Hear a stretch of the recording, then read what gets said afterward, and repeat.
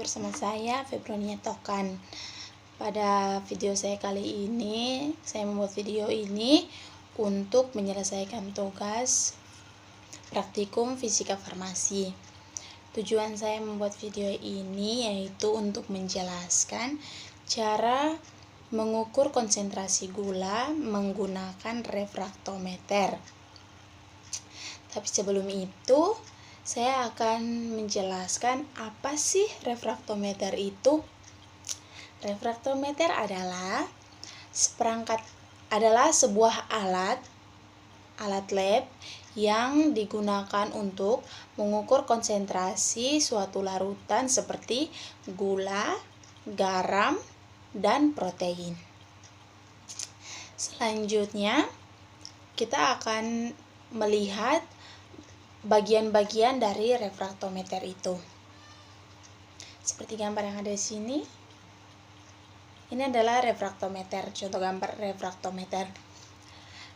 Bagian-bagian dari refraktometer yaitu yang pertama ada daylight plate atau kaca. Fungsi dari daylight plate atau kaca yaitu untuk melindungi prisma dari goresan akibat debu atau benda asing, atau untuk mencegah agar sampel yang diteteskan pada prisma tersebut tidak menetes atau tidak jatuh di luar dari prisma tersebut. Yang kedua ada prisma atau biru. Fungsi dari prisma yaitu untuk pembacaan skala dari zat terlarut dan mengubah cahaya polikromatis atau cahaya lampu atau matahari menjadi monokromatis. 3. Ada knob pengatur skala. Fungsi dari knob pengatur skala yaitu untuk mengkalibrasi skala menggunakan aquades.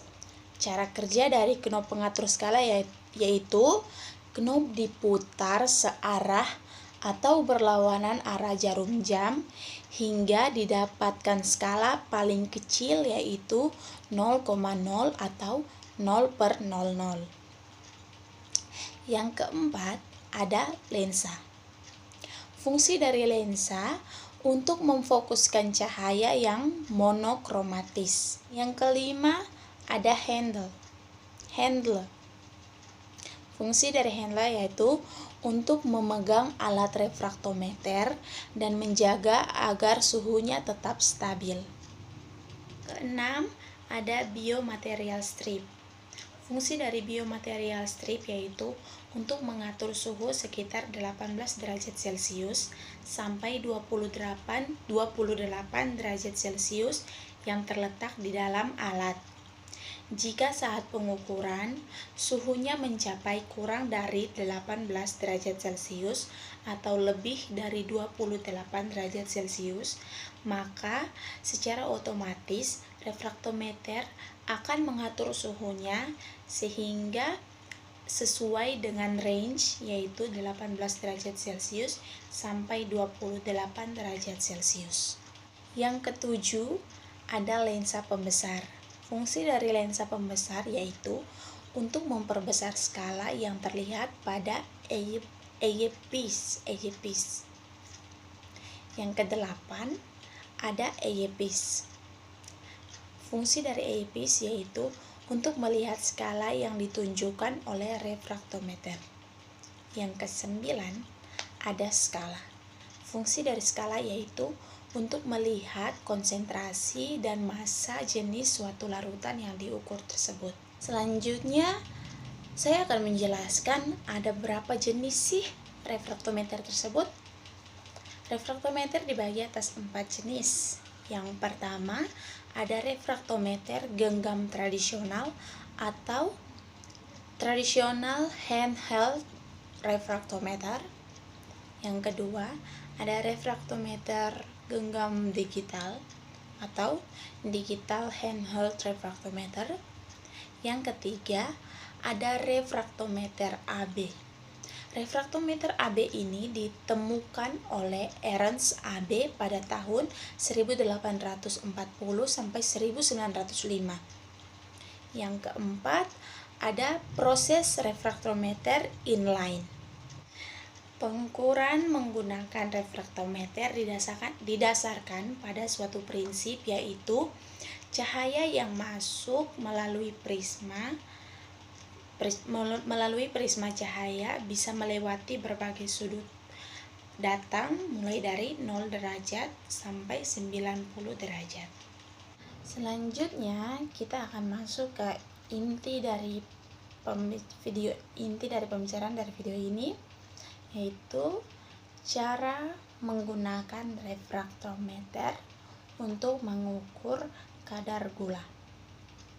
Cara yang pertama yaitu pastikan tidak ada gelembung pada refraktometer. Yang kedua, sebelum dipakai, refraktometer harus dilap dengan tisu atau dengan kain yang lembut. Yang ketiga, pada bagian prisma refraktometer ditetesi dengan aqueous dengan cairan larutan yang akan diukur kadar gulanya. Kemudian cairan itu dituangkan hingga melapisi seluruh permukaan prisma. Gunakan pipet untuk mengambil larutan yang akan diukur tersebut. Yang keempat, tutup secara hati-hati refraktometer dengan mengembalikan pelat ke posisi awal. Yang kelima, lihat apakah jarum penunjuk itu sudah berada tepat pada posisi awal atau belum.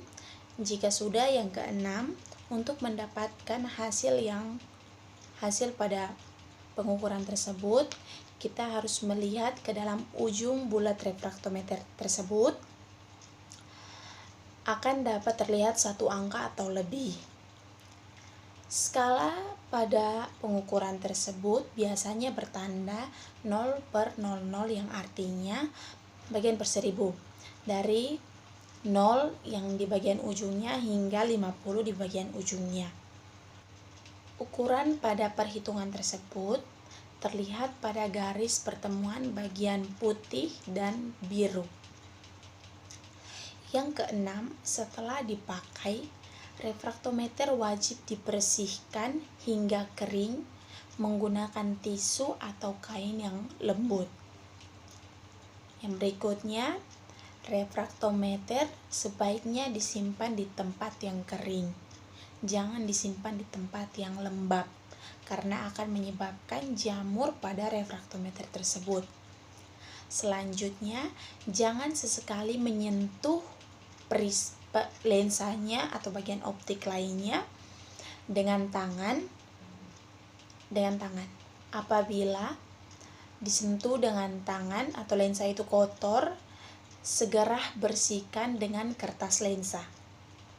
Selanjutnya, jangan meninggalkan prisma masih dalam keadaan basah oleh sampel, karena akan menyebabkan jamur. Yang selanjutnya, yang terakhir, apabila alat tidak digunakan lagi, harus ditutup dan disimpan.